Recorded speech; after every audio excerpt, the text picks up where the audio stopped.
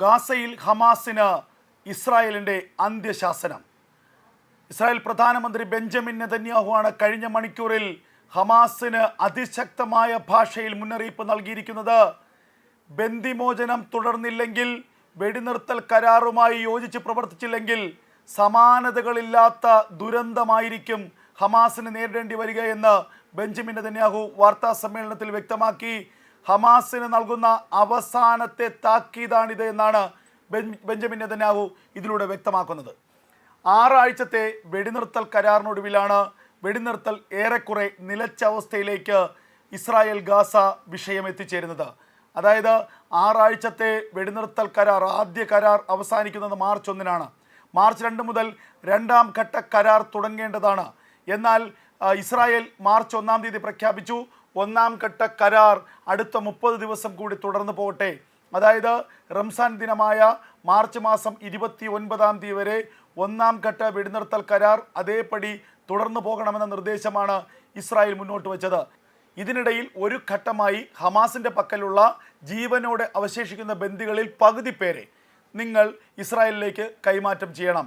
പിന്നീട് ബാക്കിയുള്ളവരെ 2ാം ഘട്ട കരാറിൻ്റെ അടിസ്ഥാനത്തിൽ സ്ഥിരമായ വെടിനിർത്തൽ ഗാസ സ്ട്രിപ്പിൽ നിലവിൽ വന്ന ശേഷം നിങ്ങൾ കൈമാറിയാൽ മതി എന്നുള്ള നിബന്ധനയാണ് ഇസ്രായേൽ മുന്നോട്ട് വച്ചത്. എന്നാൽ കഴിഞ്ഞ ദിവസം ഈ നിബന്ധനയും നിർദ്ദേശത്തെ ഹമാസ് പൂർണ്ണമായും തള്ളിക്കളഞ്ഞിരിക്കുന്നു.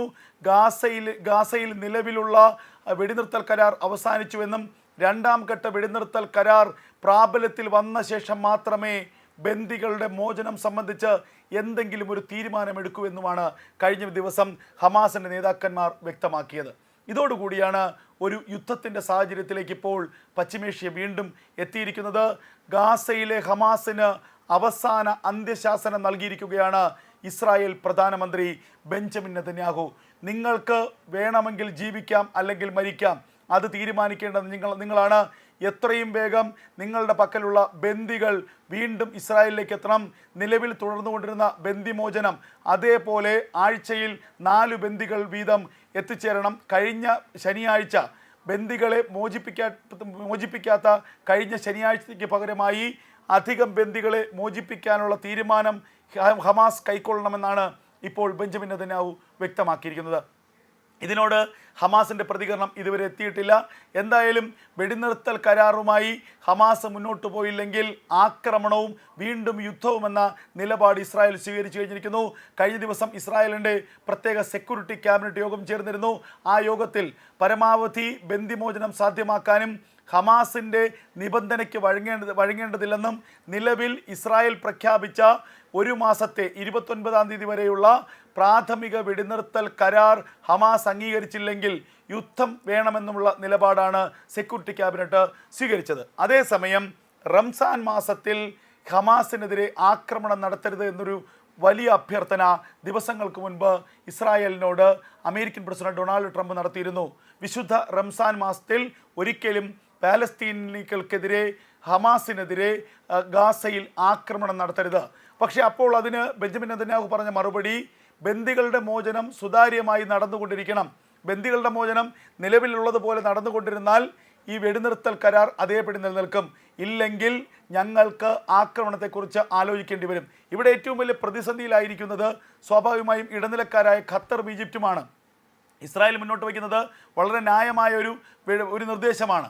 റംസാൻ മാസത്തിൽ യുദ്ധം പാടില്ല, റംസാൻ മാസത്തിൽ ഈ ഹമാസിനെതിരെയുള്ള ആക്രമണം പാടില്ല എന്ന് പറയുന്നിടത്ത് റംസാൻ മാസത്തിൽ എങ്ങനെയാണ് സ്ത്രീകളെയും കുട്ടികളെയും തടഞ്ഞു വയ്ക്കുക? റംസാൻ മാസത്തിൽ എങ്ങനെയാണ് നിങ്ങൾ അവരെ പട്ടിണിക്കിടുക?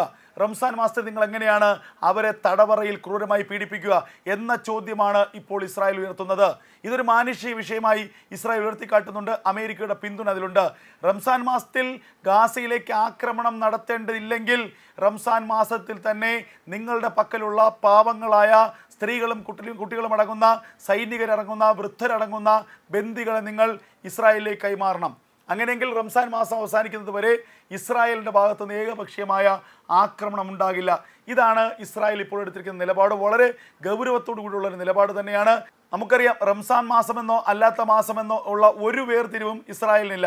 കഴിഞ്ഞ റംസാൻ മാസത്തിലും ഗാസയിൽ അതിരൂക്ഷമായ യുദ്ധം തന്നെയാണ് ഇസ്രായേൽ നടത്തിയത്. കഴിഞ്ഞ റംസാൻ മാസത്തിലൊക്കെ ഗാസയിൽ ദിവസങ്ങളോളം മണിക്കൂറുകളോളം ബോംബ് വർഷിക്കുകയായിരുന്നു ഇസ്രായേൽ ചെയ്തത്. കാരണം ഹമാസിൻ്റെ ഭീകരന്മാർ ചെയ്യുന്ന അത്രത്തോളം കൊടും ക്രൂരതയാണ്.